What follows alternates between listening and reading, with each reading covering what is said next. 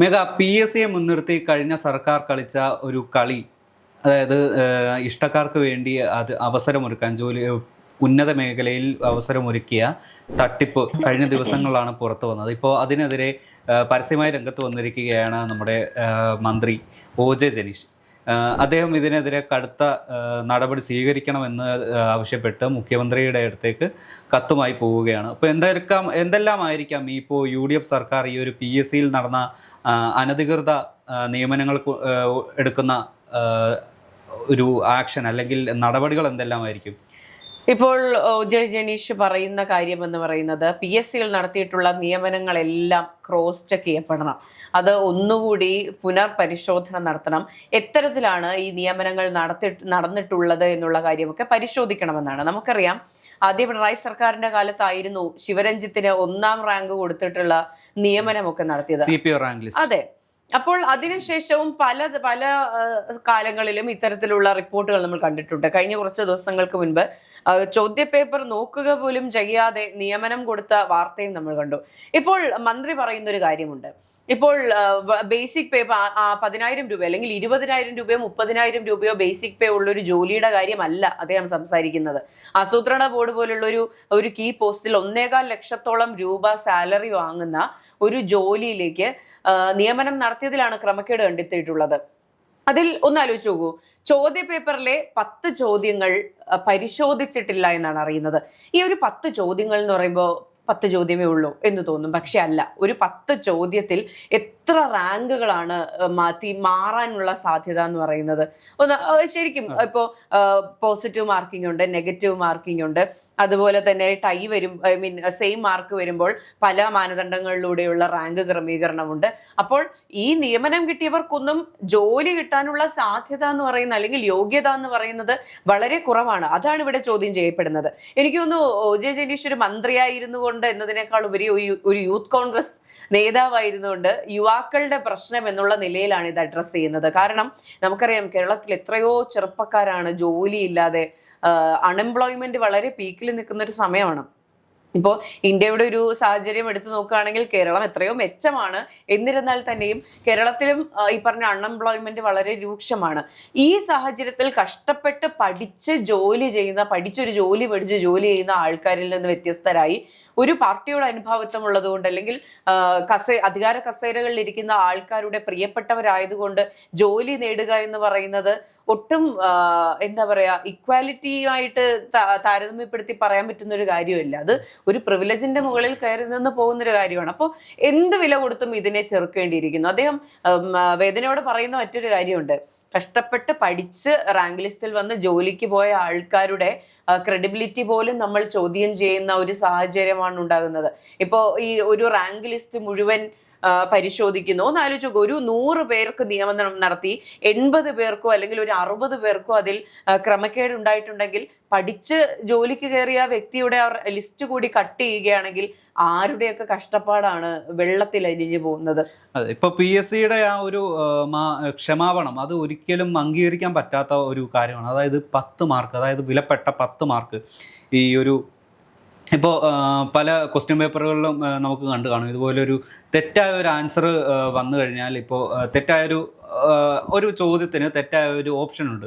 അതിൽ 1 മാർക്ക് ഒരു മോഡറേറ്റ് ചെയ്ത് ആ ഒരു ഉദ്യോഗാർത്ഥികൾക്ക് ലഭിക്കും.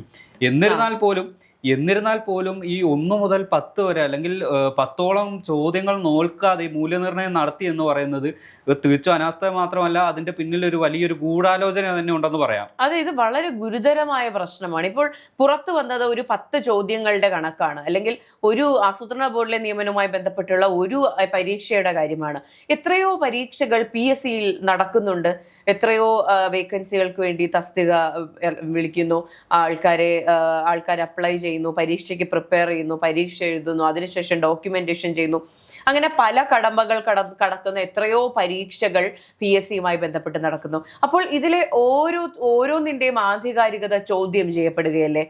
ഇപ്പോൾ ഏതൊക്കെ ഒരു കേസ്, ഒരു തസ്തികയിൽ അല്ലെങ്കിൽ ഒരു 100 വേക്കൻസി വിളിച്ച ഒരു പരീക്ഷയിൽ ഒരാൾ ക്രമക്കേടിലൂടെ കയറിയിട്ടുണ്ടെങ്കിൽ പോലും അത് തെറ്റാണ്. ഒരാൾ പോലും അർഹതയില്ലാതെ എവിടെ കയറി ഇരിക്കരുത് എന്ന് തന്നെയാണ് എല്ലാവരും ആഗ്രഹിക്കുന്നത്. അപ്പോൾ OJ ജനീഷ് പറയുന്ന കാര്യം സത്യമാണ്. കൃത്യമായി കഴിഞ്ഞ 10-15 വർഷങ്ങൾക്കുള്ളിൽ നടന്നിട്ടുള്ള എല്ലാ PSC നിയമനങ്ങളും കൃത്യമായി അന്വേഷിക്കണം. ആരൊക്കെയാണ് ഈ പറഞ്ഞ യോഗ്യതയില്ലാതെ കയറിപ്പോയിട്ടുള്ളതെന്ന്. എത്ര കേസുകൾ പുറത്തു വന്നിട്ടുണ്ട്. ഇപ്പോൾ ശിവരഞ്ജിത്ത് ആയിക്കോട്ടെ, ഇപ്പോൾ വന്ന കേസ് ആയിക്കോട്ടെ, ഒരു മാക്സിമം ഒരു 10, 12, 20 കേസുകളായിരിക്കുമല്ലോ പുറത്തു വന്നിട്ടുണ്ടാവുക.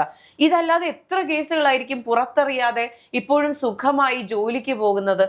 അതും ഈ പറഞ്ഞ നമ്മൾ ആദ്യം പറഞ്ഞതുപോലെ 1 ലക്ഷം രൂപയൊക്കെ സാലറി വാങ്ങിക്കുന്ന പോസ്റ്റുകളിലേക്കുള്ള പരീക്ഷകൾ ഇത്ര സിമ്പിൾ ആയിട്ടാണ് ഇവർ ഡീൽ ചെയ്യുന്നത്. അല്ലെങ്കിൽ ഇത് പിടിക്കപ്പെടില്ല എന്നുള്ള തോന്നൽ ഉണ്ടായിരുന്നു.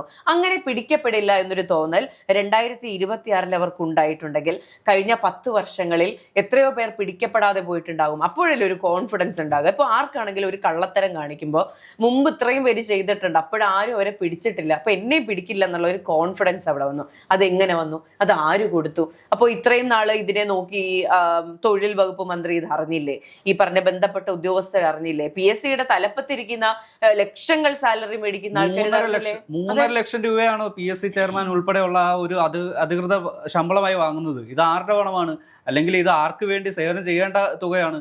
അതെ, ഇപ്പൊ PSC എന്നൊക്കെ പറഞ്ഞാൽ ഇന്ത്യയിൽ ഒട്ടാകെ നോക്കുകയാണെങ്കിൽ PSCക്ക് ഒരു ക്രെഡിബിലിറ്റി ഉണ്ടായിരുന്നു. PSC എന്ന് പറഞ്ഞാൽ വിശ്വാസ്യതയുള്ള ഒരു സിസ്റ്റമാണ്. ഇതുവഴി കൃത്യമായി മാത്രമേ കാര്യങ്ങൾ പോകുള്ളൂ എന്നൊരു ചിന്ത എല്ലാവർക്കും ഉണ്ടായിരുന്നു. ഈ എല്ലാവർക്കും മുന്നിൽ വീണ്ടും അപഹാസ്യരാവുകയല്ലേ? PSC എന്നാൽ ആർക്ക് വേണമെങ്കിലും, അല്ലെങ്കിൽ പാർട്ടിക്ക് കൊടി പിടിച്ചാൽ, പാർട്ടിക്ക് വേണ്ടി ജയിലിൽ പോയാൽ ഞങ്ങൾക്ക് ജോലി കിട്ടും എന്നുള്ളൊരു തരത്തിലേക്ക് കാര്യങ്ങൾ പോയാൽ ആരാണ് ഇവിടെ നാണം കെടാൻ പോകുന്നത്? വരുന്ന 5 വർഷങ്ങളിൽ പോലും, ഇപ്പോൾ കഴിഞ്ഞ 10 വർഷങ്ങളിൽ നടന്ന സംഭവങ്ങൾ പുറത്തു വരികയാണെങ്കിൽ പോലും ഈ പറഞ്ഞ PSCയുടെ ഒരു ക്രെഡിബിലിറ്റി നഷ്ടപ്പെടുകയാണ്. അത് വീണ്ടും തിരിച്ചു പിടിക്കുക എന്ന് പറഞ്ഞാൽ ചെറിയ കാര്യമാണോ? എല്ലാ കാലത്തും ഇതിനെ ആൾക്കാർ സംശയിച്ചുകൊണ്ടേയിരിക്കും. അതായത് ഈ കഷ്ടപ്പെട്ട് റാങ്ക് ലിസ്റ്റിൽ വന്ന് ജോലിയിൽ നേടിയിരിക്കുന്ന അല്ലെങ്കിൽ ജോലി ചെയ്തുകൊണ്ടിരിക്കുന്ന ഉദ്യോഗാർത്ഥികളൊക്കെ, അല്ലെങ്കിൽ ഇപ്പോഴത്തെ സർക്കാർ ഉദ്യോഗസ്ഥർക്ക് പോലും ഇതുപോലെ ഒരു അട്ടിമറി വളരെ വെല്ലുവിളിയാണ്. അവരുടെ ഭാവിയെ തന്നെ ചോദ്യം ചെയ്യുന്ന ഒരവസ്ഥയാണ്.